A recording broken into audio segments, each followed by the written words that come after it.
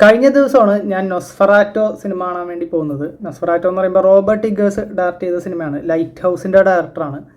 Light house ആണ് actually ഈ ബ്രഹ്മയുഗത്തിൻ്റെ ഒരു ബ്ലാക്ക് ആൻഡ് വൈറ്റ് ടച്ചും അതിൻ്റെ ഒരു വിഷ്വലി ആർട്ടിസ്റ്റിക് ആയുള്ള ഒരു സ്റ്റൈലൊക്കെ ഈ ലൈറ്റ് ഹൗസിൻ്റെ ഒരു ഇൻസ്പിറേഷനാണ്. അപ്പോൾ ഇതാണ് റോബർട്ട് ഇഗേഴ്സിൻ്റെ ഒരു രീതി. അപ്പോൾ റോബർട്ട് ഇഗേഴ്സിൻ്റെ പുതിയ പടമാണ് ഈ നൊസ്ഫെറാറ്റോ എന്നും പറഞ്ഞ കസിനെയാണ് എന്നെ വിളിച്ചുകൊണ്ട് പോകുന്നത്. അപ്പോൾ നൊസ്ഫെറാറ്റോ ഞാൻ ഇങ്ങനെ കണ്ടപ്പോഴാണ് ശ്രദ്ധിച്ച് അതിനെപ്പറ്റി പിന്നെ നോക്കിയപ്പോഴാണ് അറിഞ്ഞത് ഇത് ഡ്രാക്കുളയുടെ ഒരു കുന്നംകുളം വെർഷൻ പോലെ ഇറങ്ങിയ സിനിമയാണ് ഈ നൊസ്ഫെറാറ്റോ. അതായത് ബ്രാം സ്റ്റോക്കറുടെ പണ്ടത്തെ ഡ്രാക്കുള ഇറങ്ങി നോവലൊക്കെ ഇറങ്ങി കുറച്ച് വർഷം കഴിഞ്ഞപ്പോൾ 1922 ലോകത്തിലെ ആദ്യത്തെ ഹൊറർ ഫീച്ചർ ഫിലിമായിട്ട് ഈ നൊസ്ഫെറാറ്റോ ഇറങ്ങുന്നത്. അപ്പോൾ ചെറിയ ചെറിയ വ്യത്യാസങ്ങളൊക്കെ ഉള്ളു. ഇത് അന്ന് ഈ സിനിമ എന്നൊരു കേസായിട്ട് ബാൻ ചെയ്യപ്പെട്ടു.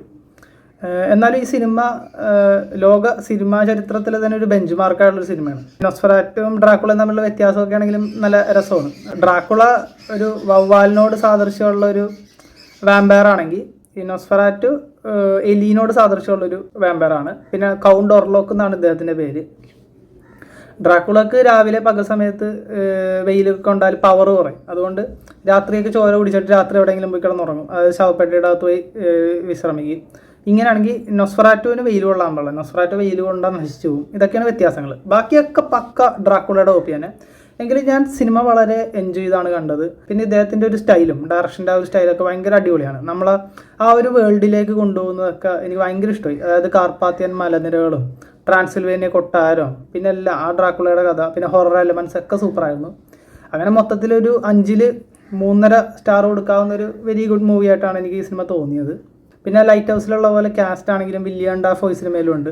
അദ്ദേഹമാണ് ഈ എക്സോർസിസത്തിന് വേണ്ടി അവസാനം ഈ ഡ്രാക്കുളേനെ ഈ ഓർലോക്കിനെ നമ്മുടെ നൊസ്ഫെറാറ്റോനെ തുരത്താനുള്ള ഐഡിയ ഒക്കെ പറഞ്ഞു കൊടുക്കുന്നത്. ലൈറ്റ് ഹൗസ് ഒരു പക്ക ഫെസ്റ്റിവൽ ആർട്ടിസ്റ്റിക് ആയുള്ള സിനിമ ആയിരുന്നെങ്കിൽ ഈ സിനിമ ഇത്തിരിയും കൂടി ലൂസായിട്ടുള്ളൊരു ഇത്തിരിയും കൂടി കൊമേഴ്ഷ്യൽ ആയിട്ടുള്ള സിനിമയാണ്. അപ്പോൾ ഒരു എക്സ്പെരിമെൻ്റൽ ആയിട്ടുള്ള സിനിമകളും ഇങ്ങനെ വേറിട്ട സിനിമകളൊക്കെ നിങ്ങൾക്കും ടേസ്റ്റ് ഉള്ളതാണെങ്കിൽ നിങ്ങൾക്കും പരീക്ഷിച്ച് നോക്കാവുന്നതാണ്. അപ്പോൾ മറ്റൊരു വീഡിയോ ആയിട്ട് നമുക്ക് വീണ്ടും കാണാം. Thanks for watching.